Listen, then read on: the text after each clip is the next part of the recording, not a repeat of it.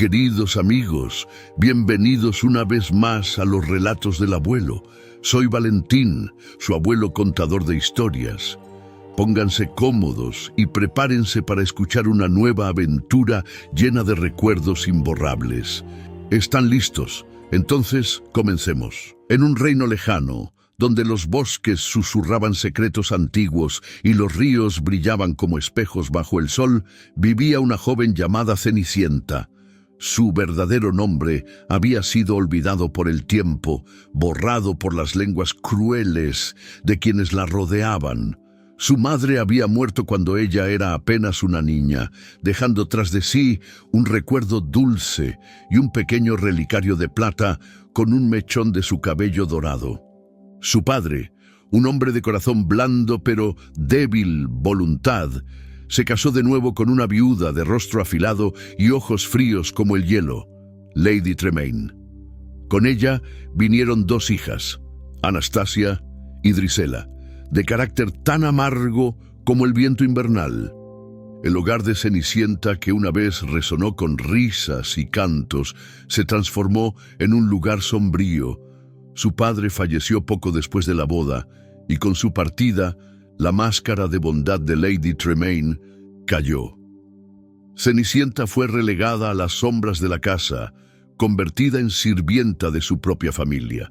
Dormía junto al hogar, entre las cenizas tibias que le manchaban las manos y el rostro, y de ahí nació su nuevo nombre, Cenicienta, un eco cruel de su desgracia.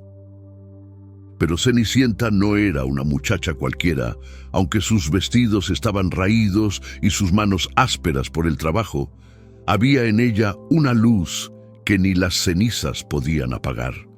En los momentos robados de soledad, se sentaba junto a la ventana rota de la cocina y cantaba melodías que parecían llamar a los pájaros del bosque.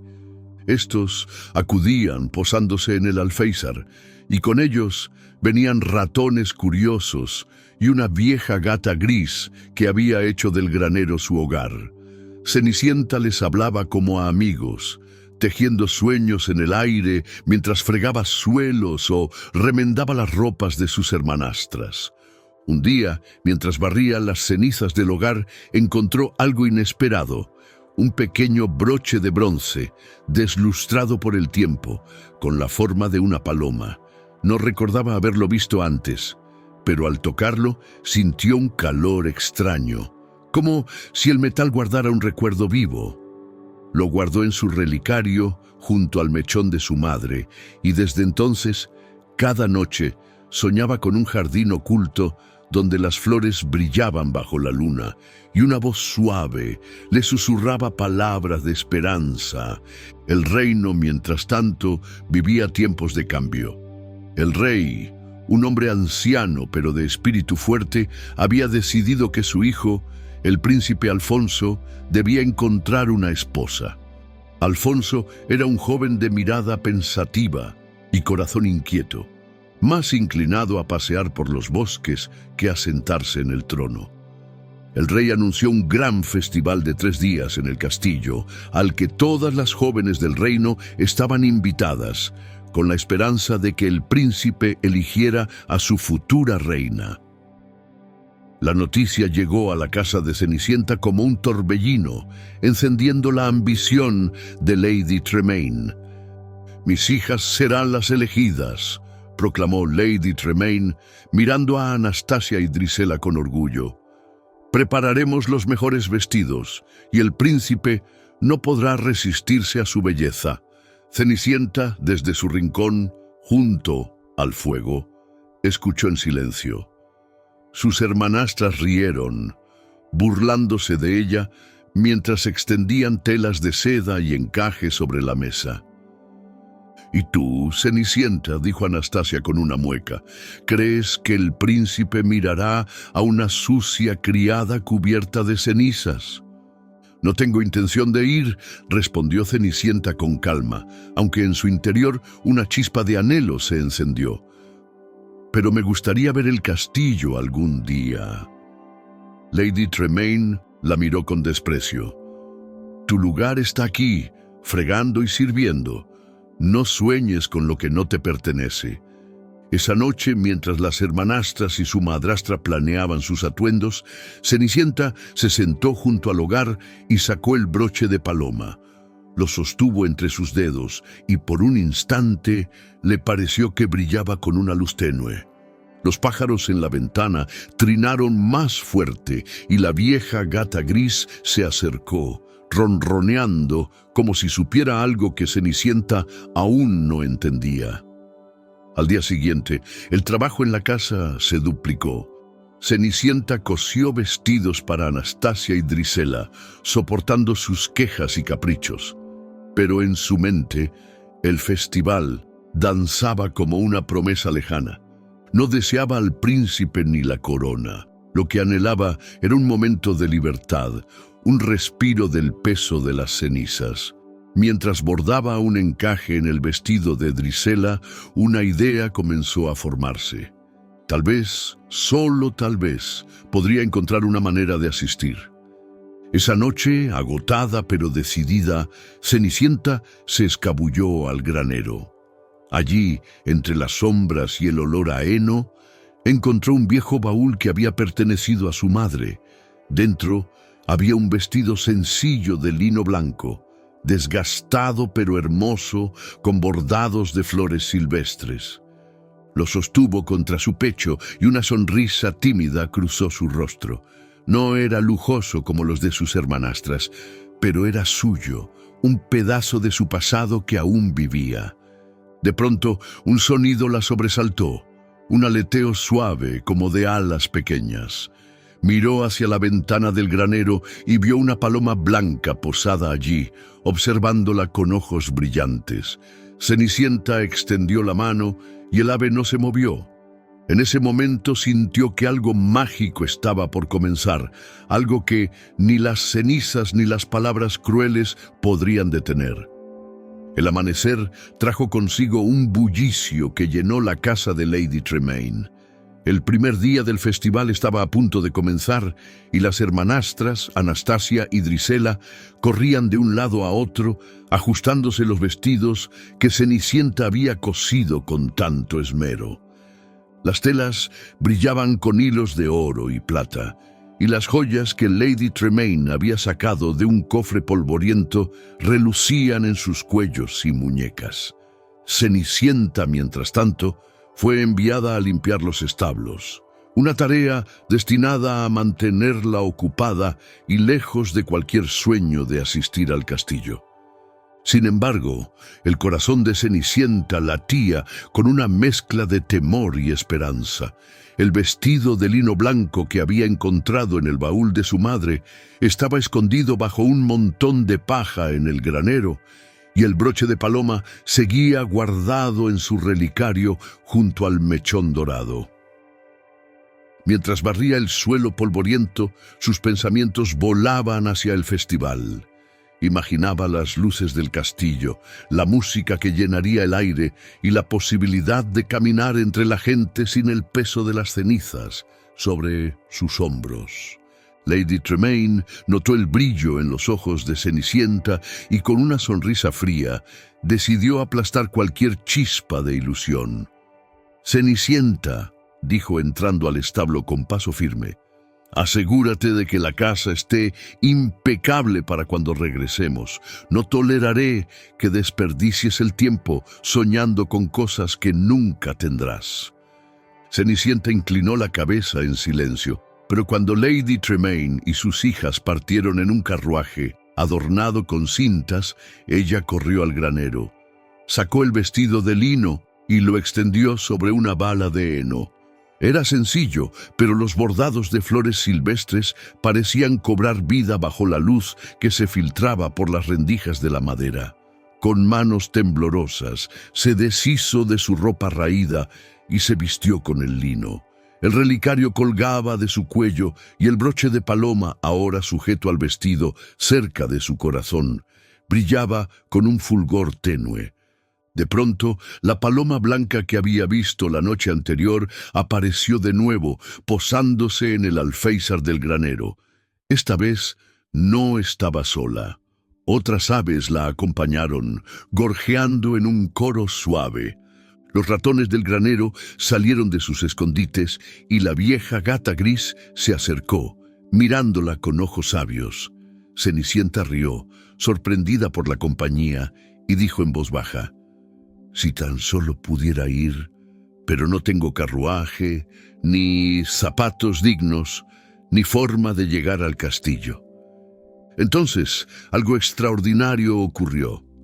La paloma blanca bajó al suelo y, con un aleteo rápido, dejó caer una pluma que brilló como si estuviera hecha de cristal. Al tocar la tierra, la pluma se transformó en un par de zapatillas delicadas, tejidas con hilos de luz y tan ligeras como el aire. Cenicienta las tomó, maravillada, y al ponérselas sintió que sus pies apenas rozaban el suelo. Los pájaros volaron en círculos a su alrededor y de entre las sombras del granero emergió un carruaje rústico, no de oro ni plata, sino de madera tallada con hojas y enredaderas, tirado por 2 caballos de pelaje gris que parecían haber surgido del mismo bosque. Cenicienta, con el corazón acelerado, subió al carruaje. La gata gris saltó a su lado, como si quisiera escoltarla, y los pájaros guiaron el camino mientras los caballos avanzaban hacia el castillo. Pero antes de partir, la paloma blanca habló con una voz suave que resonó en su mente. «Debes regresar antes de que el reloj marque la medianoche del tercer día, o todo lo que te he dado se desvanecerá como el viento». El viaje al castillo fue como un sueño. Las luces del festival brillaban en la distancia y la música llegaba en oleadas a través de los árboles. Cuando Cenicienta llegó, bajó del carruaje con gracia, y los guardias, impresionados por su presencia serena, la dejaron pasar sin cuestionarla. El vestido de lino, aunque humilde, parecía resplandecer bajo las antorchas, y el broche de paloma captaba la luz como una estrella. Dentro del salón, el príncipe Alfonso observaba a las invitadas con una mezcla de curiosidad y hastío. Las jóvenes del reino danzaban y reían, compitiendo por su atención, pero ninguna lograba capturar su interés. Entonces sus ojos se posaron en Cenicienta. No era su atuendo lo que lo atrajo, sino la calma que emanaba de ella, como si llevara un secreto que el resto del mundo había olvidado. Se acercó y le tendió la mano. «¿Me concederías este baile?», preguntó con una sonrisa tímida. Cenicienta, sorprendida pero valiente, asintió. Mientras danzaban, el salón pareció desvanecerse a su alrededor. El príncipe le habló de los bosques que amaba, de los ríos que cantaban al amanecer, y Cenicienta respondió con historias de los pájaros que visitaban su ventana. Por primera vez en años se sintió libre, como si las cenizas fueran solo un recuerdo lejano. Pero desde un rincón del salón, los ojos de Lady Tremaine la encontraron entre la multitud. Aunque no la reconoció de inmediato bajo el resplandor del vestido y las zapatillas, un destello de sospecha cruzó su rostro. Anastasia y Drisela, celosas de la atención que el príncipe dedicaba a la desconocida, comenzaron a murmurar entre ellas. Cenicienta, ajena a sus miradas, seguía danzando, perdida en el momento. Cuando la música cesó, el príncipe le pidió que se quedara para el segundo día del festival. Cenicienta sonrió y prometió regresar, pero al salir del salón sintió el peso del relicario contra su pecho. La noche aún era joven y el carruaje la esperaba fuera, con la gata gris vigilando desde el asiento. Mientras se alejaba del castillo, la paloma blanca voló sobre ella, un recordatorio silencioso de la advertencia que había recibido.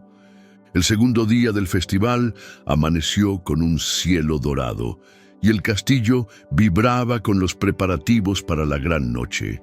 Cenicienta, de regreso en el granero, guardaba el vestido de lino y las zapatillas de cristal con cuidado, ocultándolas bajo la paja.